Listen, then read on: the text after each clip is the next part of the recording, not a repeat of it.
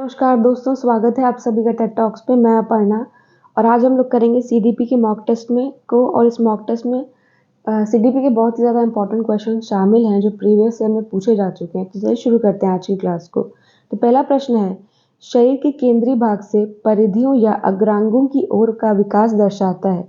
ये क्या दर्शाता है? मध्य बाह्य विकास के सिद्धांतों को। ऑप्शन नंबर 3 सही है।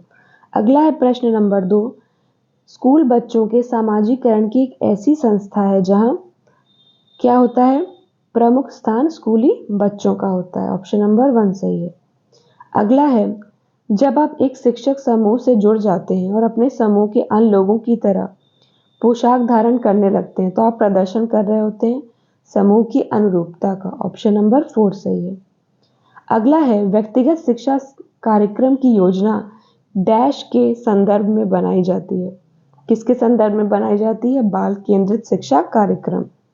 अगला है प्रश्न नंबर 6 कि डैश महीनों की आयु के बीच अधिकांश बच्चे शब्दों को मिलाकर छोटे छोटे वाक्यों में बोलना शुरू करते हैं। तो वो होते हैं 18 से 24 साल के बच्चे। क्या सही है आपका?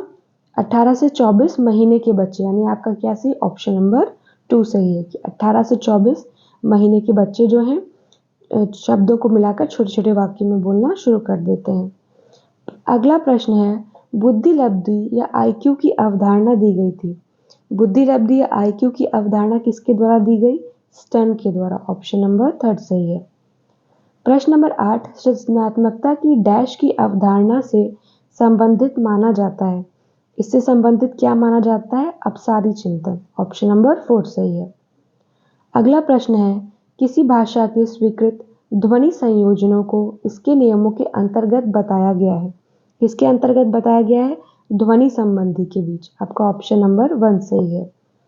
अगला है प्रश्न नंबर 10, जब सोचने की प्रक्रिया किसी भाषा द्वारा प्रभावित होती है तो ऐसी स्थिति को क्या कहते हैं? ऐसी स्थिति को हम क्या कहते हैं? भाषा निर्धारित कहते हैं। ऑप्शन नंबर 2 सही है। प्रश्न नंबर 11 है, अपने अनुभवों और लक्षणों के आधार पर उपकरणों में खराबी के कारण की परिकल्पना का परीक्षण कर रवि उपकरणों की मरम्मत करता है। वह उपयोग करता है, वह किस चीज का उपयोग कर रहा है? अनुमानी विधि का। ऑप्शन नंबर 4 सही है। अगला है आपका, दिव्या अक्सर निर्देशित कार्यों को छोटे छोटे हिस्सों में विभाजित कर आसान बना लेती है। वह उपयोग कर रही है, वो उपयोग कर रही है उपलक्ष्य विश्लेषण विधि का। ऑप्शन नंबर 3 सही है। अगला है आपका प्रश्न नंबर 13, पुरुष और महिला की भूमिकाओं का निर्धारण समाज करता है। यह कथन क्या दर्शा रहा है? यह कथन दर्शाता है लैंगिकता एक अंतर्ज्ञानी अवतरण है। क्या सही है इसमें आपका? ऑप्शन नंबर 3 सही है। अगला है प्रश्न, ग्रेडिंग, कोडिंग, अंकन और क्रेडिट संचय प्रणालियां किस चीज के उदाहरण हैं? किसके उदाहरण हैं?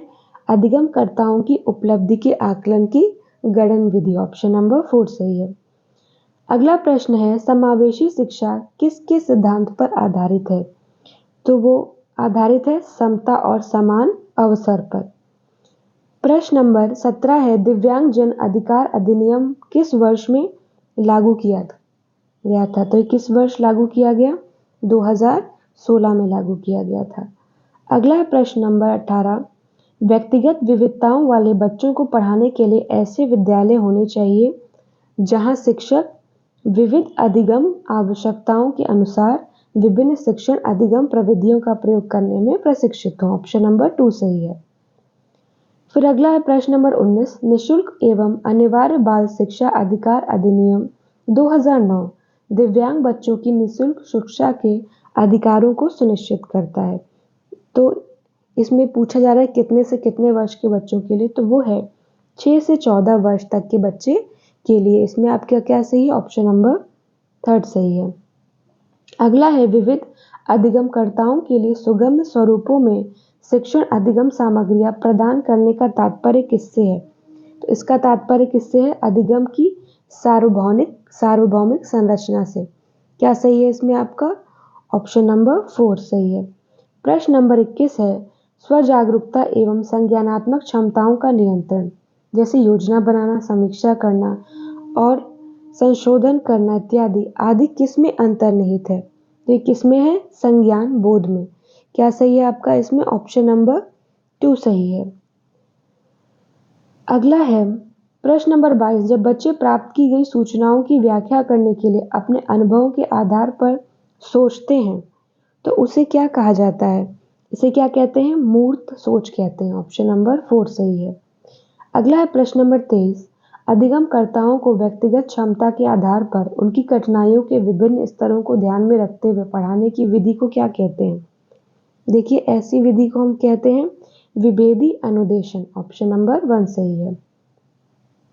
अगला है प्रतिपालन अधिगम का एक विशिष्ट चरण है जो अधिगम के डैश चरण का पूर्ववर्ती है। किसका पूर्ववर्ती है? सामान्यीकरण का। ऑप्शन नंबर 4 सही है। प्रश्न नंबर 25 है। जनजोग का यह मानना है कि संज्ञान और भाव होते हैं। संज्ञान और भाव क्या होते हैं? स्वतंत्र होते हैं। क्या सही है इसमें आपका? ऑप्शन नंबर 2 सही है। अगला प्रश्न है। पहले से सीखे हुए कार्यों में सुधार लाने के लिए शिक्षक बच्चों को प्रदर्शन देकर सिखा रहा है। वह शिक्षण की किस विधि का प्रयोग कर रहा है? किसका कर रहा है? प्रतिरूपण विधि का। ऑप्शन नंबर 4 सही है। मैन और जेनिस के अनुसार निर्णय लेने वाले बच्चे समस्या का विश्लेषण करते हैं, विकल्पों की सूची बनाते हैं, इसके फायदे नुकसान के प्रत्येक पहलू पर विचार करते हैं, उसका व्यवहार प्रस्तुत करते हैं। कैसा व्यवहार प्रस्तुत करते हैं? सतर्क। ऑप्शन नंबर 2 सही है। एक समस्या सुधारक बच्चा डैश विचार के आधार पर कथनों की सच्चाई या संभावना का मूल्यांकन करता है। किसके आधार पर करता है वो? तार्किकता के आधार पर। क्या सही है इसमें आपका? ऑप्शन नंबर 4 सही है। जिस दिए गए कार्य को करते समय बच्चे स्वयं आनंद लेते हुए अनुभव प्राप्त करते हैं उसे क्या कहा जाता है? उसे कहा जाता है उपभोक्ता प्रकार का कार्य। इसमें आपका क्या सही है? ऑप्शन नंबर 2 सही है। मॉक टेस्ट में लास्ट प्रश्न है कि बहुसंवेदी शिक्षण अधिगम की प्रविधि में अधिगम संवर्धन हेतु दृश्य, श्रव्य, स्पर्श और डैश संवेदनाओं का एक साथ प्रयोग किया जाता है। तो किसमें किया जाता है? गतिबोधक में किया जाता है। देखिए, इस तरह से हमारा आज का मॉक टेस्ट यहीं खत्म हुआ। तो आपने 30 प्रश्न अटेम्प्ट किए होंगे और आपने देखा होगा कितने प्रश्न आपके सही हुए हैं। तो हम आपसे मिलते हैं कल अपने अगले मॉक टेस्ट में, अगली क्लास में। तब तक आप सभी को आपके एग्जाम की तैयारी के लिए बेस्ट विशेस। आप पूरा पेशेंस बना के अच्छे से पढ़ते रहिए। हम आपसे मिलते हैं अपनी अगली क्लास में। तब तक आप सभी को बेस्ट विशेस एग्जाम के लिए। नमस्कार।